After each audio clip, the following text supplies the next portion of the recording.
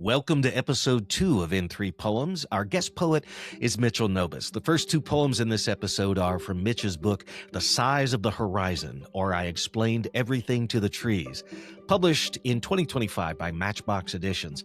And Mitchell will also share with us a favorite poem of his by Gary Snyder.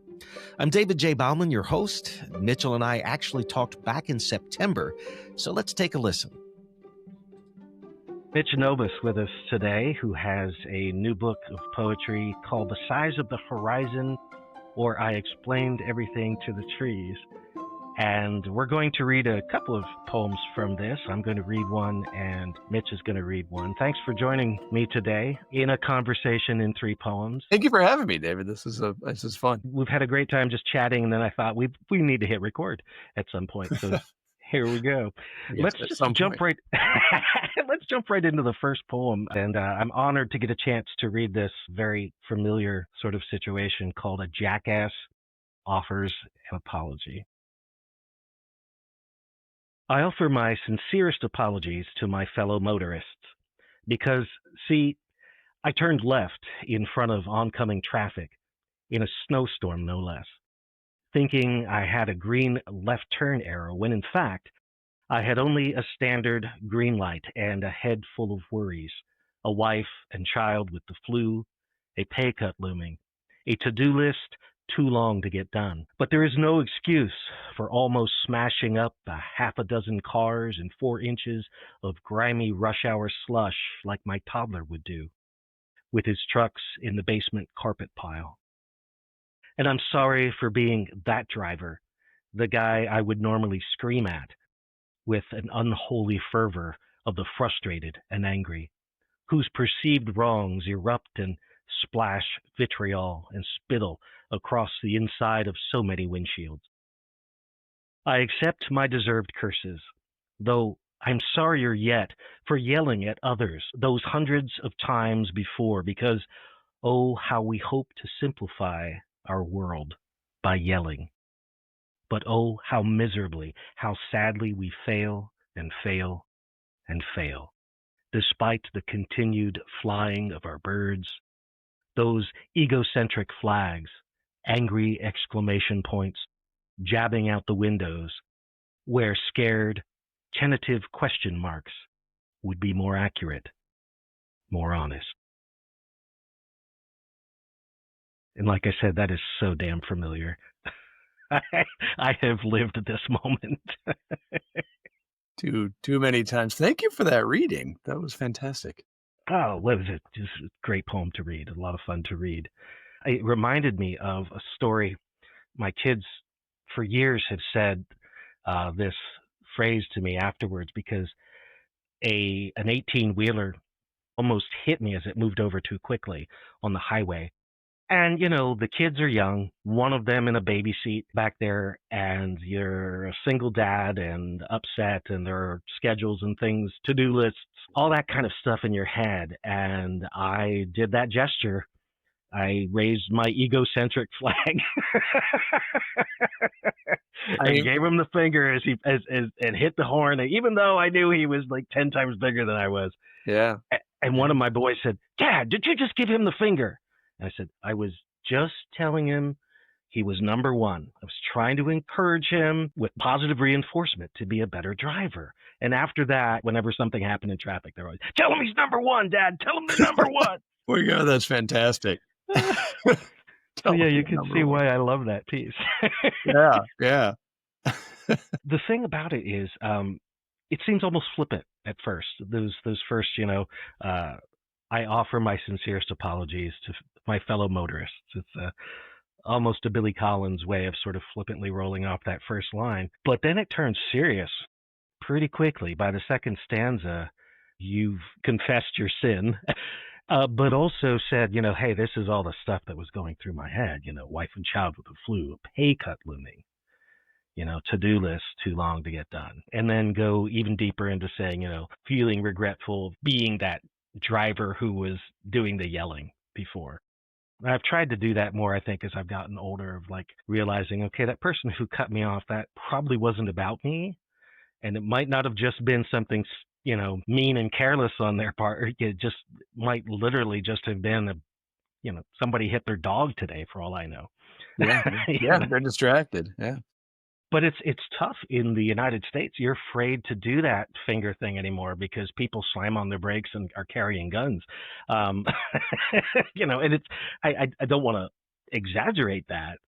Part of it is probably modern technology bringing those scenes to our phones, so quickly.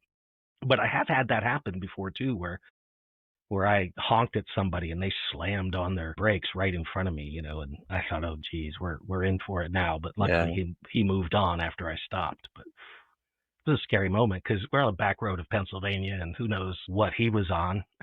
Yeah. Besides anger. Yeah. Yes. Yeah. But what brutal mix, what kind of brew is going in there that's anger fueled by what? Yeah. More than just me, probably. Yes. Now, I take it this is, if not an exact scene from life, it's the sort of thing that would likely happen. That one is, I mean, I can distinctly remember the exact moment. That is very much a real scene from life. And it's also a good reminder that this book is, while it's brand new, while it just came out 3 months, 4 months, I don't know, recently. I should know that. 2.5 months ago. You were almost apologizing for it coming out for a while, at least apologizing for promoting it. It's like, no, promote it. It's a good one. It's so, I mean, you're in Pennsylvania, I'm in Michigan, like the Midwesterner thing, like it really doesn't come naturally to me to be like on social media 10 times a day, like buy my book, buy my book. But like and then I run into people and like, you have a book? I'm like, okay, I guess I probably should do this at least a little bit. And then I feel so self-conscious and guilty doing it. I'm like, sorry, it's me again telling you to buy my book. But here's the good news. Part of the reason why I want to do this is not just seeing how those poems connect, and that is a big thing that I like to do, but also give people the chance to, hey, share, what is it you're doing? How can people get their hands on it? How do we talk about that? We got to make sure that all 100 people that buy poetry books in America buy our books. Exactly. All 100 of you. But yeah, this poem is actually a very specific moment. And what I was saying is, even though the book is brand new, the manuscript is actually quite old. The vast majority of it. And this is a Great Recession poem, and I'm outside Detroit, and the Great Recession slammed us. Like I ended up, I won't bore you with teacher details. I'm a teacher by trade, and Michigan has since changed how it does teacher layoffs. But at the time, back during 2010, this would have been, it was last person in, first person out when they do pink slips. And I had just, like, my wife and I had just gotten married. We decided to move me, not her. So we knew that I was almost certainly going to get laid off. And sure enough, like, this poem is from as that's all going down. So it's not really, I didn't explain all that in the poem. An essay on how the Michigan legislature has, stuck its finger in the pie of education is not, that doesn't belong in the second stanza. Exactly. But you can feel it all. And that's part of the beauty of poetry is you can say that between the lines, those certain pauses or turns during the piece. There are several turns. The next one is when you say, I accept my deserved curses. So it's like you've got almost the confession at the beginning that deepens as it goes, because then you're also saying, you don't say, yeah, but here are my excuses. You just lay it out. Hey, this is all the shit that was going on in my mind and in my heart. And then you say, I accept my deserved curses. I'll do my Hail Marys here. Sorry, I was recovering Protestant. I wasn't a Catholic, so maybe I can't say that. Lutheran over here, raised Lutheran. So I guess I can't say that necessarily. But that confession that how we hope to simplify our world by yelling. And you said this may have been written, as much as 20 years ago. Pushing, yeah. And that one of my poems in my first chapbook, one of the poems in there was written, oh my God, like 30 some years ago when I went to school to be an English teacher before I headed down the librarian path. Somebody gave me such glowing review of it. That was their favorite poem in the whole book. And I thought, that's the oldest piece. Like all the work that I did after that was not as good, apparently, as that one poem. But there is a timelessness to this work, and it's good to not forget what we wrote ourselves or our friends wrote just not too long ago. So there's another reason to continue talking about the work that you've done. And I Yeah, love that you absolutely. say, despite the continued flying of our birds. Because at first I was like, oh yeah, flying birds. I'm a bird. Or I like that. Oh, the bird. I get it. Yeah. So, but you got a couple of ways there that you're playing around with language, and you do it in the next poem that you're going to read too. And we can talk about that. But that vulnerability at the end being so important, the tentative question marks that would be more accurate than those exclamation marks. And that 20 years ago speaks to today when you've got so many people angry about so many things because some people are getting wealthy telling them who to hate, and Very, it's a tough very much so. country to live in at the moment.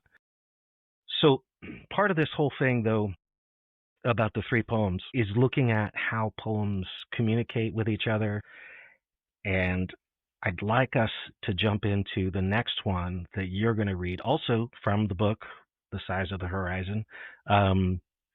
Is it okay if I brief do the brief part, or I explained everything to the tree? It's such a great title, though. Thank you. Now, the book title. So the original, when I envisioned this, there is a story behind the title, and I always kind of tell people like, yeah, there's a reason for the long title, but that's kind of a story for me. Like, I don't really tell There the you whole. go. There is a background to it, There you go. but I feel like I kind of like to let it stand. Yeah. So it ended up landing with Match Factory Editions, who are fantastic. They're a brand new press. This is one of their first books. And I couldn't be happier to help roll out to be one of the books that are helping roll out this press, because they're fantastic readers. They're fantastic editors. They've been just lovely people to work with. One cool thing about their press is they're going with a house design. So every book they put out has the same kind of clamshell vintage look. Yeah, Okay. like Match Factory, like kind of like an old matchbook kind of Gotcha. idea, right? Which I think is Nice. so cool. But you never, like, when you're putting a manuscript out there, when you're submitting your manuscript and you're mowing the lawn and you're getting lost in thought, like, someday this will land and get published, and like, what'll the cover look like? And I had this vision of like the Size of the Horizon being like, the size 50 font or whatever. Or I explained everything to the trees being like, half the size, like a little addendum kind of title. And then it landed with Match Factory, where everything is just like, nope, this is how big it is. And it was like, that really highlights or I explained everything to the trees, which is totally fine with me. Like, I love it. It's just not. It is great. It kind of reminds me of who wrote the poem, and gee, I wish I could put this in post-production, but I don't think I'll be that slick. Who wrote the poem that the title is something like, after reading a book of bad poetry, I retreat to, I forget, somewhere to watch the ants. It's this nice long title that is probably longer than the first stanza. Yeah. But it works really well. So in the book, we have another poem, lots of other poems, but one that we talked about for you to read, and it's called Monumental. And I'd like you to read that one for us. I would be happy to. Thank you. Monumental. I stepped off the metro in March to a sea of teenagers still holding their signs. I'll miss my friends more than you'll miss your guns. Their faces alive with voice, their eyes beacons of belief. The students straggled toward home, the protest over. They walked past monuments to war and to warriors. 35 children and teachers have been torn to death by bullets at school this year. It is not yet summer. Seniors graduate today. The children hollered at the Capitol, brandished slogans, "Protect us, not guns," openly carried their signs high above their heads, packing words with pride. In 2013, the Advanced Placement English Language and Composition exam asked students to write an essay that would examine the factors a group or agency should consider in memorializing an event or person and in creating a monument. I walked down the mall as students marched away past monuments to war, to war, to war, holding their signs.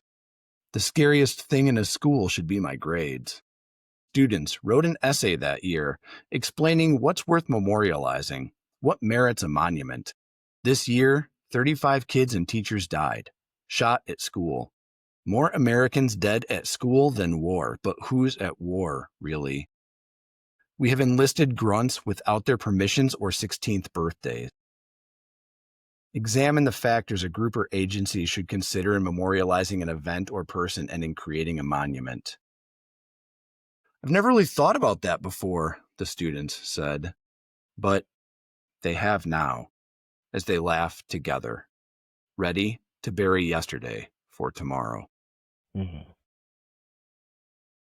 And I was saying earlier about the way poems communicate with each other, and you might think there are a lot of ways this is different than the first poem, but there are a lot of ways that there's the same heart and spirit in there. That anger.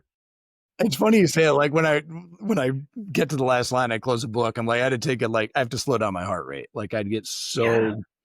Yeah, I'm not happy about guns in our country. I'll just leave it at that. I agree with you. That's why I was glad you were going to read this. And of course, by the time this comes out, there will have already been some things, something that shouldn't have happened. Yeah. But the irony is just hard to deal with, that finally a whole lot of people who weren't upset about the children being killed are now upset about this horrific, thing. And as somebody had mentioned, that's the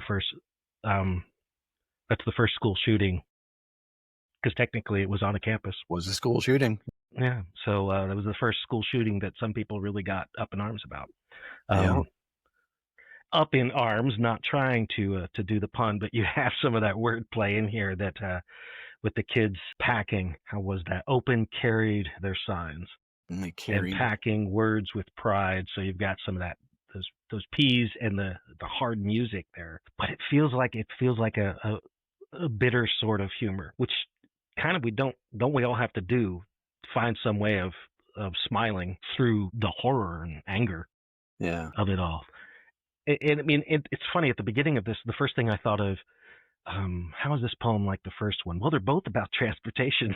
In the first one, I'm driving. In the second one, you're, as you said, you were a teacher. So were these students of yours in this? So no, and that was actually one of my, you think about all the revised versions you have of a poem, right? And this one is one where there are drafts where I try to explain how a guy from Michigan is in Washington, D.C., bopping up off the metro and going down the National Mall. But it was too much exposition. It read like a memoir. It read like prose. So I guess I just kind of took the risk of hoping the reader between metro and mall and monuments would, make the connection. And if not, so be it. It's still a protest with students. So these are not my students. I was actually in DC.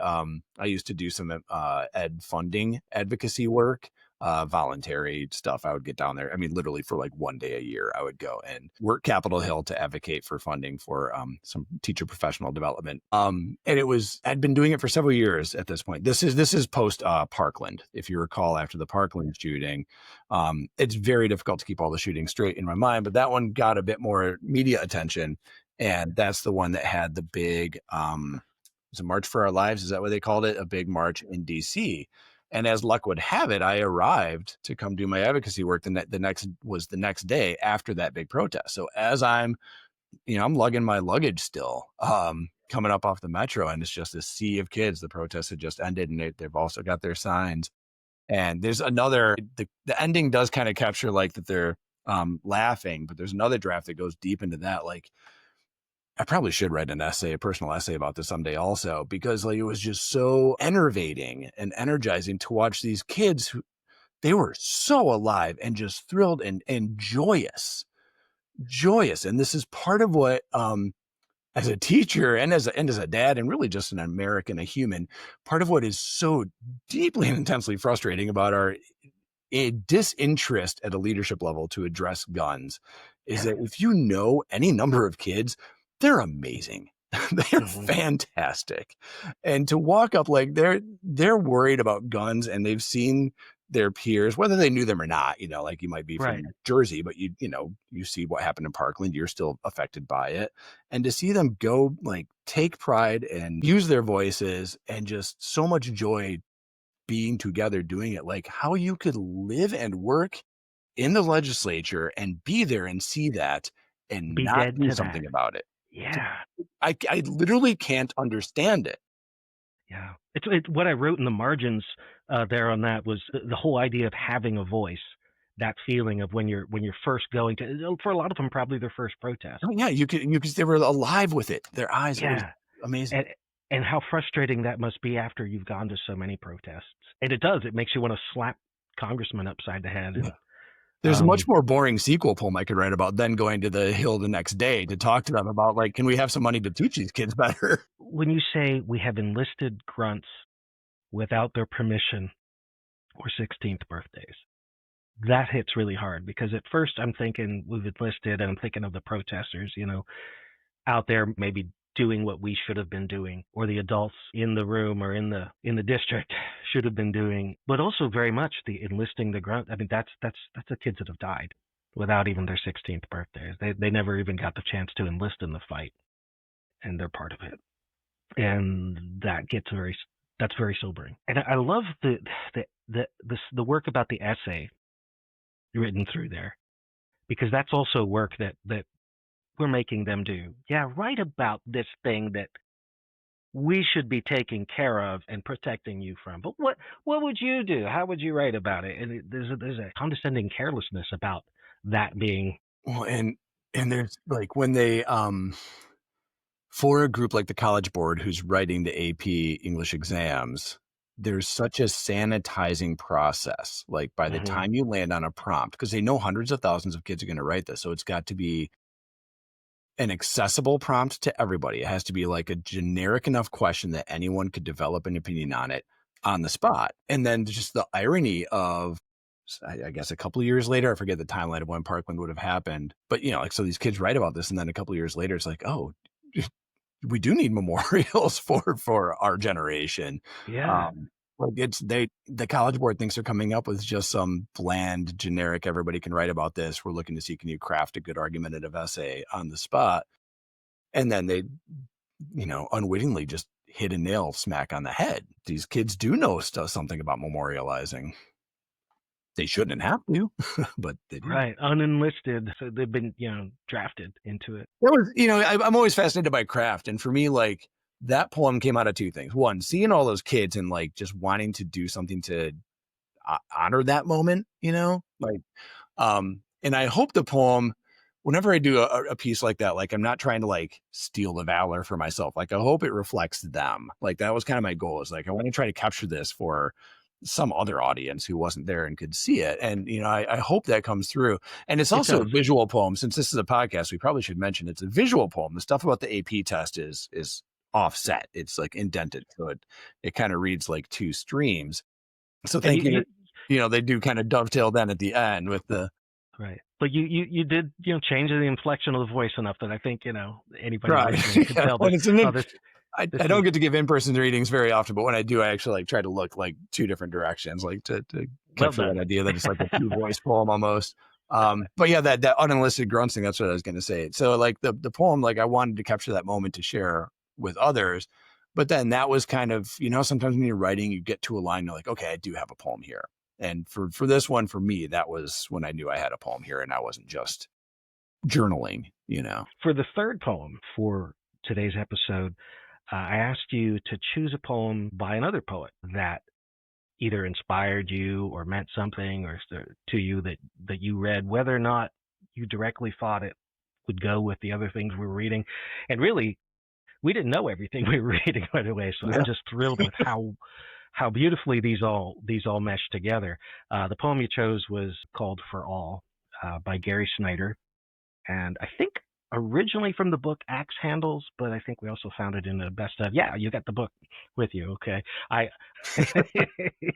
We're both reading old school from the actual pages. Is there anything you want to say about the poem before you read it, or do you want to just jump in? And I mean, the poem itself can certainly stand on its own. I guess I would just do, whenever I'm given the chance to talk about another poet or share other poems, like Gary Snyder is always the first one that comes to my mind. He is my North Star, I guess you could say, as far as poetry goes. I have dozens of other poets I consider long distance mentors, people I'll never meet, never get to know, but their work really deeply informs what I do.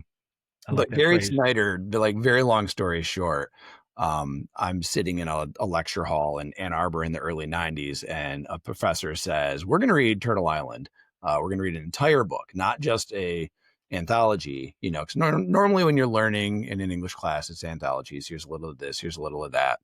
Mm, And he was the first poet for whom I read an entire book, a whole mm-hmm. collection, and B, couldn't have jived more with my own mindset about life. You know, like Mm.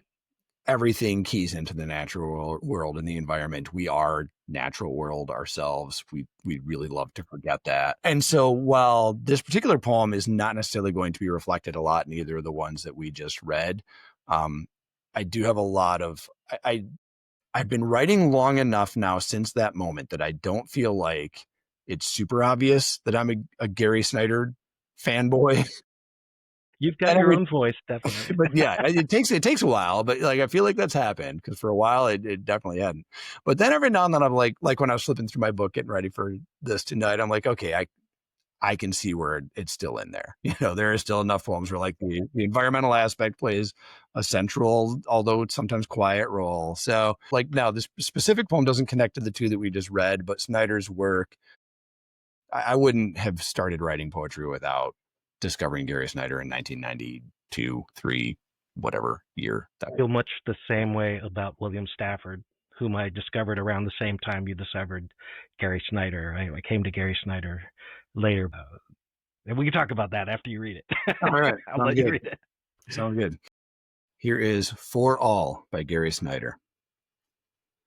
Ah, to be alive on a mid-September morn, fording a stream, barefoot, pants rolled up, holding boots, pack on, sunshine, ice in the shallows, northern Rockies. Rustle and shimmer of icy creek waters, stones turn underfoot small and hard as toes, cold nose dripping, singing inside, creek music, heart music, smell of sun on gravel. I pledge allegiance. I pledge allegiance to the soil of Turtle Island and to the beings who thereon dwell. One ecosystem, in diversity, under the sun, with joyful interpenetration for all. Mm. Now, see, I'm thinking, wow, where to start? Because you were talking about being in DC and kids protesting, and also, you being there for your own mission, looking for funding and looking at how the machine is so broken, and the lobbying and the uh, I want to Well, say the word. and I wish the man had kept writing at a higher clip, but his work tailed off because he got involved in politics. Like he did the thing. Mm, He did the yeah, deal. Like he got yeah. very active in his local politics, which is what we should all do. But he did it, right? Which is why he's like a prophet to me. And so, well, but when he's pledging allegiance, it's not like those kids standing up in front of the flag. He pledges allegiance to the soil, Yeah, to Turtle Island, and the beings who thereon dwell. And this is instead of one nation, it's like one ecosystem. one ecosystem. And in diversity, which is like that word gives people fits these days. Yeah, Where there's strength in that diversity, and some people aren't seeing that.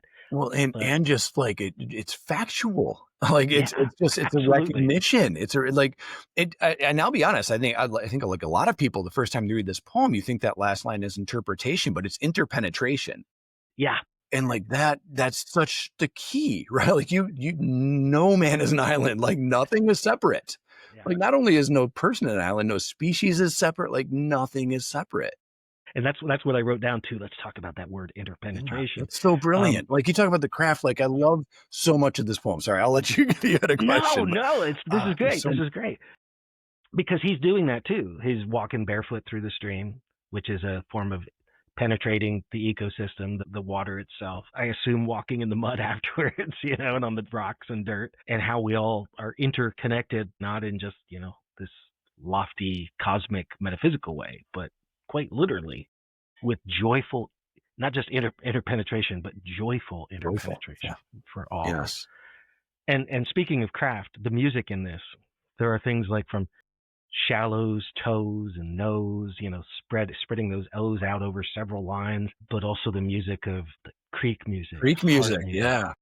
smell of sun, those S's. There's so much that he just excelled at, and he brings us to this place out in, the woods. It's just, yeah, I mean, it's just so beautiful. It's so perfect. One of my oldest buddies and I will still occasionally sign off an email to each other with creek music, heart music, like I love it. it's like, I'm not a It's tattoos fantastic. guy, but if I was, that'd be right up there as far as That's a great phrase. Yeah, I'm too much of a wimp for that, I think. I have my reasons, but yeah.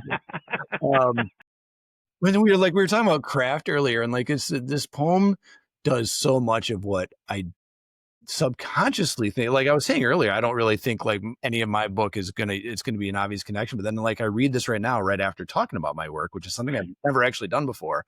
And he really is doing something I think I try to do often, because before I proceed with the rest of this thought, be very clear that I am no Gary Snyder. Oh, This man is an American icon of letters to me. But the whole first half, it's so image based, right? Like I'm hiking, nose dripping mid-September morning. I love that we read this in mid-September, even like total yeah. like accident, but it's beautiful. It's an image. You're there. It's very Eastern. He studied Yeah. in Asia. Eastern philosophy. Yeah, it's very just the image, just the moment. But then he's also very aware that politics isn't everything. Politics is not a separate topic. We like to pretend it is, but the ecosystem is everything and politics is everything. They are both in everything. And this poem puts them both right in there. He takes the Pledge of Allegiance and he turns it into something that really does apply to everybody, regardless of a flag. Yeah. And I think you can see that influence in the work that you do. Dude. I realize you have a different voice and go on a different aim, and you're not trying to be a wise Eastern mystic kind of guy, but the influence is there. You've got your own voice and you say it so well. So, you don't have to put yourself in negative. No, I'm laughing like you just said Snyder. wise, and this is how my brain works. As you're saying wise, I'm like, yeah, no, because I'm a wise ass. And like along the way, I realized that my own written voice is going to have to acknowledge that. Thus, there's a series of poems about a jackass. I am what I am. Yeah, and at some point you got to embrace it, right? Yeah. I think over the years I learned to just lean into it, and I don't make a lot of conscious choices as a writer. I'll make some conscious choices as a reviser, but like I've never. I have a lot of ongoing conversations with like Jared Beloff and some other folks about putting together a manuscript, because the market so loves the prize system, so loves and prioritizes the mono-focused poetry manuscript. Like, here's my book about topic, like I don't know, pick a topic, any topic. I was just reading Sharon Olds, divorce, Stag's Leap. Here's my divorce book, right? And every poem in the book has to be about that topic. And I love a lot of books like that. Like, I am not saying that's a bad approach, but like we've been in this kind of weird space where it feels like that's the only thing valued. And that's not how my brain works. Right. So back to what I was saying, like you realize how your own brain works over time. And as a writer over time, you realize like, I can't just sit down and say, I'm about to write 80 poems about X, and then I'm going to take the 40 best, and that's my book. Like, I can't do that. I have two very long-standing projects that may someday end up being that, but I write like 2 poems to that project per year. Yeah. Well, that's kind of how I got the first chapbook published, is because I was thinking, I have all this different stuff. Yeah. That doesn't necessarily weave together. And I ended up just laying a whole bunch of, this is good, this is good. They don't have anything. They don't seem to communicate, like I was saying. Yeah. They don't seem to have anything to do with each other. But that book is called Moons, Roads, and Rivers. And that was, there were things I would change if I did it again. But I was looking at the stuff that I'd written over the course of like 20 years at that point, what I thought was half decent, some of it published in journals and whatnot, and what I thought was worth sharing. And I couldn't figure out how to hung together. And I thought, well, I have all these moon poems and I have all these poems when I'm driving. And I've lived on here in Pennsylvania, the Susquehanna River, covers a massive amount of area, especially since there's the West Branch, the North Branch, and then the two branches meet, which is where I live right now, just south of where they meet. Very But I cool. lived up on the North Branch for a while, and I grew up on the West Branch before I moved out to Indiana. So I have all these river poems, and so it just the idea of moons, roads, and rivers came into my head, looking back at it and thinking, hey, this all hangs together because Yeah. there's a certain imagistic mood about it. I would love to see more books on a variety of things because it's like I don't do all the same thing in one day. Yeah. Well, I You feel know, like for a long time, I am no scholar. I wish I had, sometimes I wish I had gone that route and did the PhD and all that stuff, but I'm but a mere K-12 teacher who does, developed all this on the side. I'm a mere librarian who's Yeah. So I'm not heading sure that what the way. right era is, but it feels like there's an era where poetry was kind of just like, here's the last couple of years of this poet's work. And Yeah. you still end up with a theme though, because like our lives have Hmm. seasons, Right. and I Agreed. feel like, again, I love the thematic books. I am not putting that down. I'm just saying that's not a thing I excel at. So I think I am more drawn to books that just feel like a season of that writer's life. So I think that's how my brain works, Yeah. Well, But I like hopefully, those. I'm sure we have just encouraged a bunch of people to do that because we are so persuasive, I think. Definitely. Let me give You you a got word of warning about the prize system, though. The contests are not going to love it. no. You have to. You have to find a way to make them think it's all in one theme. Well, I hate to say gaming the system, but I there's mean, but some that method of happens doing though, that. right? Because like, so this book my book that we've been talking about here, The Size of the Horizon, is at its heart my oldest manuscript. I have 3 manuscripts. Well, now 1 book and now 2 manuscripts. But I'd put this one together and was shopping it for years, and it was a semifinalist, a finalist. Like it was really exciting. Like this thing's going to land, and then it never landed. Mm, And it didn't land, and it didn't land, and it stopped being a semifinalist. I'm like, they're the same poems that you all loved 2 years ago. yeah. But I didn't stop writing in that time. And so long story short, fast forward, it's about a year ago right now, maybe a little over a year ago, last summer, I guess. So yeah, 14 months. I blew them all up. I'm like, well, I've got, 3 different, I just put all the poems out. The whole scene of like, we all put this on social media, like the poet's putting together a book. You've got every poem out on the table. Yep. And I I've done that. slowly like let them congeal. I did try to keep, so The Size of the Horizon really is still at its heart the original book. Like that's the only one that I kind of protected, but I cut a ton out, reordered, did put in some newer material as well. But really I kind of let them all find each other. Hmm. Back to what you were saying with your like moons and driving, and just kind of let them Go ahead. find each other. And that's kind of what I did. And now I've got a book and 2 manuscripts that do each have their own identity. I love that. Let them find each other. That's often the way I write a poem as well. I don't know where it's ending when I start it. Yeah. Usually, it's a discovery. I know, not to make it sound mystical or anything, but it feels like that when you're It writing does. it. I've said it in other interviews. I'm like, I'm the farthest thing from a woo-woo person you're ever going to meet. Like I am not like, horoscopes or any of that, but like the writing process really does have that wonderful element of mystery and discovery to it. And Hmm. I'm the same way. I did to a fault. Like I email myself my thoughts before I forget them all the time. So my inbox Oh is yeah. just tons of fragments in one line. Most of them I just, they go nowhere, but every now and then I'll grab one and I have no recollection what the actual idea was. But like you're saying, there was Yeah. an image in this line I found in my email from 7 months ago. And I'm like, well, Yeah. that's interesting. And then it ends up being something totally different than whatever I had in mind back in February. It's I guess the muse works in mysterious ways. Yeah. You could say. Yeah. How's that? You understand where ideas like the muse came from, right? Like if you Yeah. write long enough, like I get it. Some of these feel like I did not have a big role in them, like this just happened. I think William Stafford had said something about being a poet doesn't have anything to do with talent or genius, but an ability and willingness to listen in on something bigger than you that's already happening. Mm-hmm. And then Mary Oliver, she had a craft book, like the Writer's Handbook. Was that it? Was that Mary I think Oliver? so. That sounds I right. think so. And she talked about the muse, and she said it's an interesting thing. If you keep showing up, eventually your muse realizes you're serious about this, and then so the muse shows up too. Well, it yeah. does kind of work that way. Well, how do people get hold of The Size of the Horizon? Not the actual thing, because that's a lot to ask of people, but the book that they could get their hands on from Match Factory Edition. Match Factory, yeah. Match Factory Editions is the publisher. So, I mean, obviously your easiest bet is just to jump online and search for Mitchell Nobis, Size of the Horizon, Match Factory Editions. Any combination of those will land you there.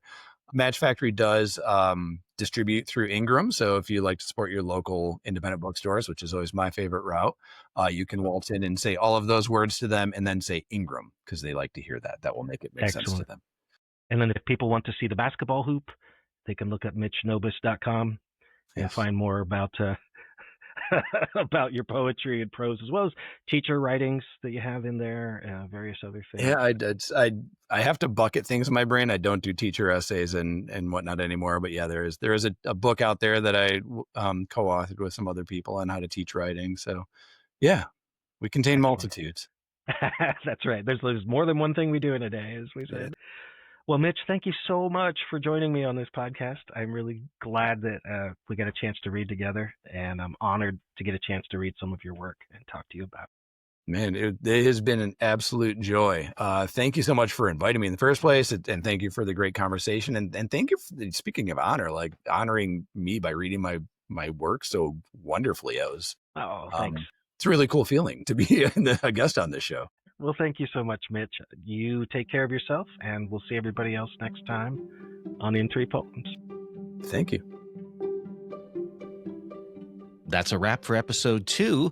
The poem For All by Gary Snyder was presented as published in the Gary Snyder Reader, Prose, Poetry, and Translations, 1952 to 1998, Volume 1, published in 1999, and we thank Counterpoint for permission to use it. Listen next time as we chat with poet Grant Klauser from his book Temporary Shelters, published in 2025 by Cornerstone Press.